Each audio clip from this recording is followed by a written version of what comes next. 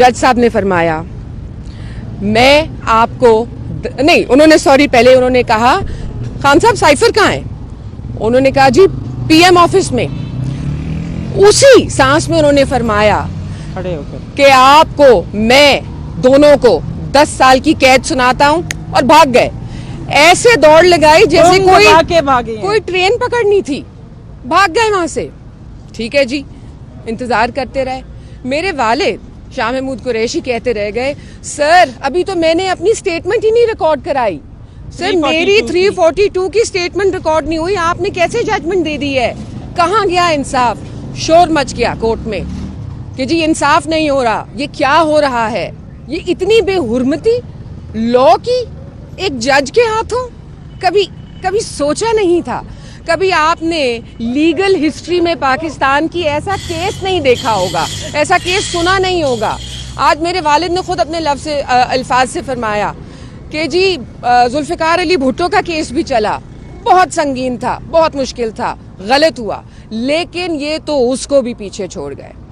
अच्छा जी, 342 की statement record नहीं हुई, जज साहब भाग गए, जज साहब का अमला चला गया। अब हम काफ़ी देर से इंतज़ार कर रहे थे, 12:30 से तो उन्होंने दे दिया था अपना जजमेंट, तब से हम इंतज़ार कर रहे हैं कि हमें कोई ऑर्डर पेश किया जाए, हमारे हाथों में ऑर्डर दिया जाए, ऑर्डर की कॉपी, जो कि हमारा कानूनी हक है। तो उस पर उन्होंने कहा जी जज तो घर पहुंच गए हैं और उनका अमला भी चला गया है, आपको कॉपी नहीं मिल सकती, सॉरी, जब तक आप साइन नहीं करेंगे तो वैसे ही आपको नहीं मिलेगी। अब साइन इसलिए भी नहीं कर सकते क्योंकि उनकी स्टेटमेंट में एक एरर इन लोगों ने लिख दिया, जब तक वो एरर साइन नहीं होता और ठीक करेक्ट नहीं होता तो कॉपी की भी सिग्नेचर्स नहीं हो सकते। अब एक और मतलब मजाकिया बात है, कह देती हूँ आपसे, जो मेरे वालिद के स्टेट अपॉइंटेड काउंसिल थे, 2 बड़ी मजे की बातें हुई। पहली बात, उन्होंने खुद अपने मुंह से कहा कि सर आपके साथ नाइंसाफी हुई है। अभी ये स्टेट अपॉइंटेड लॉयर है, ये हमारा लॉयर नहीं है। उसने कहा हमने कभी ऐसी ज्यादती नहीं होते देखी। अच्छा जी, ये भी कह दिया उन्होंने। निकलते निकलते मैंने उनसे कहा आप तो लॉयर हैं, आपको तो फराहम हो जाएगी कॉपी, तो मुझे कैसे मिलेगी? अपना कोई कॉन्टैक्ट दे दीजिए। तो आगे से मुझे कहते हैं आज के बाद मेरा इनसे यानी कि मेरे वालिद से और साइफर केस से कोई ताल्लुक ही नहीं है। ये कह के वो भी भाग गए। लॉयर है। अब मैं लॉयर तो नहीं हूँ, मैं तो सियासतदान भी नहीं हूँ, मैं किस तरह कॉपी लूँ? मेरा सवाल है आप लोगों से, कौम से, मुझे बताएं मैं कैसे कॉपीज लूँ? अब हम आगे किस तरह अपनी कानूनी जो है अमल चलाएं? पता था कि इसी तरह की कोई जजमेंट आएगी। ये हमें कल से जो रवैया देखा जा रहा है उससे समझ आ रही थी कि कन्विक्शन भी आज होनी है और कुछ होना भी है मजीद। आज जब मेरी वालदा और मैं सुबह आए तो रायट गेयर में पुलिस खड़ी हुई थी।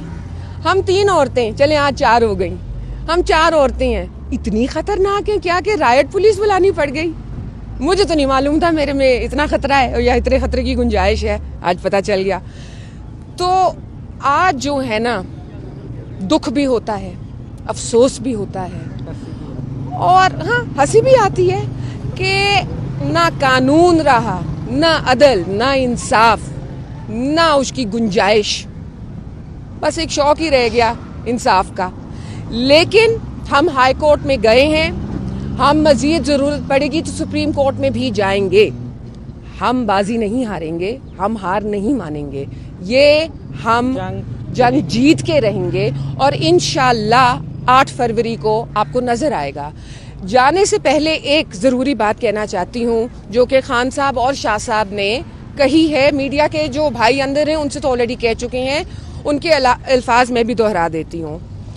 जितने भी पीटीआई के वोटर्स हैं, सपोर्टर्स हैं, जो लोग मोहब्बत करते हैं पीटीआई से और अपने कप्तान और नायब कप्तान से, और मजीद जो लोग पाकिस्तान से मोहब्बत करते हैं, उनसे गुजारिश है पुरअमन रहिए। आपने कोई कानून हाथ में नहीं लेना, आपने एहतजाज भी नहीं करना, आपने कुछ नहीं करना। आपका एहतजाज वोट डालना है, आपका एहतजाज होगा 8 को वोट के जरिए, तो वोट के बदले ही हम लेंगे।